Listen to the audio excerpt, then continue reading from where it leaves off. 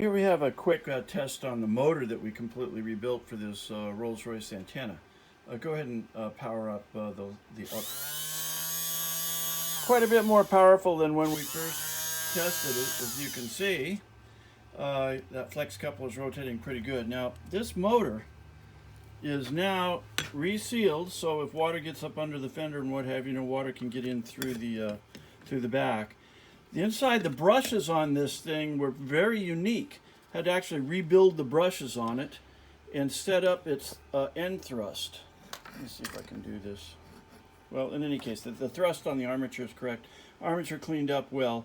Actually, it'll carry a higher amperage load now as well, because not only did we allow the brushes themselves to have continuity through their little braided wire, but as well, we made the brush holders themselves conductive, which they were not before, and is common for higher amperage draw motors. So this thing should be operating fine. Now, we did already take this motor and install it on the unit and attempt to run the antenna mast, which is, of course, only clean on the outside now.